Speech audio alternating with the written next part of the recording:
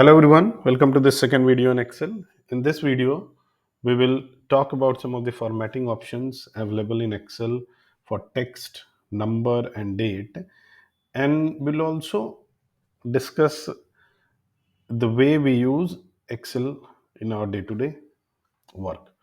So let's start with the formatting option. So you can see that most of these formatting options are available in the home ribbon section only. So when you click on home, you have all these options available. Now for text, what are the things you can do? You can make it bold. Okay, you can fill the cell color. You can change the font color. You can change the font. So there are few other options as well here. You see, you can change the font to any of these. Then you can change the size as well.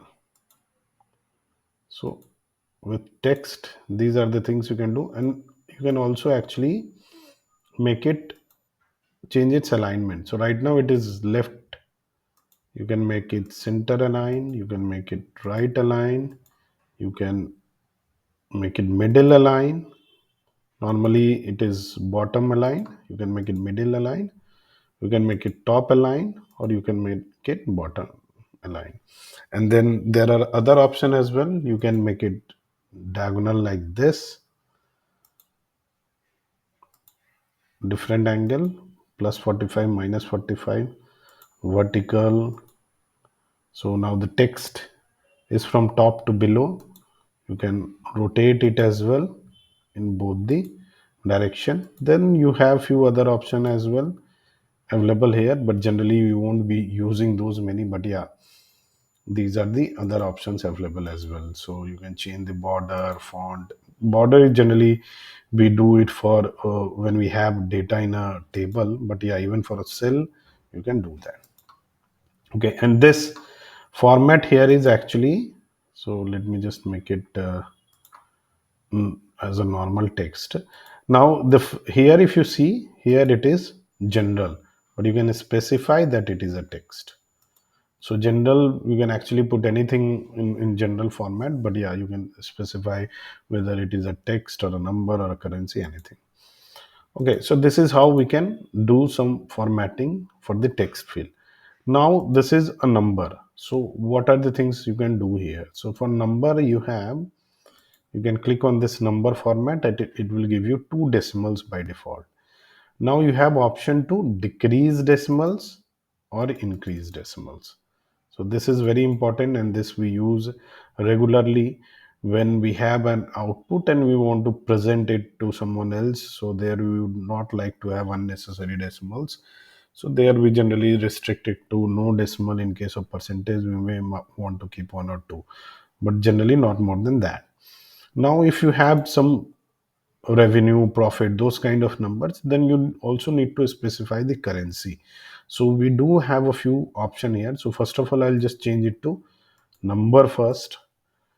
Okay, and then decrease the decimals, and then I can specify the currency, whether it is euro or pound or dollar, and you will have some other accounting formats as well. So you can pick rupees as well, and then you can see then there are many other formats as well here. Okay, so this way, now I'll just change it to rupee. So you see you have this rupee symbol available here as well, and then you can decrease the decimal here normally to just keep it rounded up to numbers. Now in case of fraction, so you can, again, you want, if you want to keep it more number of decimals, you can do that, or you can reduce the decimals. It's up to you, it will round it accordingly. But yeah, if the same fraction, if you want to convert to percentage, then you can click here and you can select this percentage. And here also you have some options. If you want to keep comma, or you don't want to give, so it goes to accounting, or you want to just keep it as a general number without comma. So those options are also available here. For date, there are many formats. So here if you look at this date, it's 1st of January 2025, but you can change it to now short date. If you do, it's the same. If I do long date, let's see how it looks like. It's 1st of January. Now you have this text as well, and there are other format as well. So here in date, if you can change it to any of these different formats. So you can write it like this, you can write it like this, you can write it like this with dots. Any of these options you can choose. Okay, so you can write it like this as well. So it is kind of very long, where actually the day is also mentioned. So you see, this is how it is. So this way you can change the format for date field as well. Now, coming back to the way we use Excel, so in most of the places, actually, it's used to collect data as well. So, for example, if I have to enter some details for each of these customer, whenever they make a purchase. So, for example, someone has bought a product A at the rate of 2K, and then someone else customer ID 121 has bought a product B at 3K. So this way I can use it for data entry purpose as well, where I can enter all the data in one row. So this is the general format in which we get any data, or which we store any data in a tabular format. So each of these row is actually one record, and each of these columns are different fields. So this is one record for which is serial number 2 for customer ID 121, which has bought a product B at price 3000. But these are different fields. So this is just a field which gives you the serial number. This field gives you the customer ID. This field gives you the product type, and this is the price.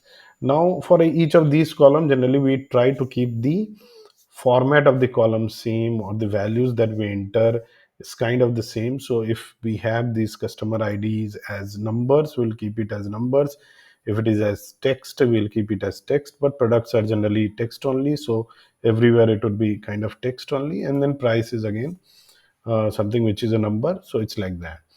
So we use Excel to collect data as well, and then when we have data, when we get the data downloaded as a CSV or Excel file from any of the system, then we do some analysis as well using Excel, and that will discuss when we learn more about the formula that we can uh, apply on in Excel, that we can use in Excel. We'll talk about that, and we'll eventually see how we can use it for analysis purpose by using pivots, by using charts, etc. So that's all for this video. I'll see you in the next video. Do subscribe my channel and share it amongst your friends and family. Thank you.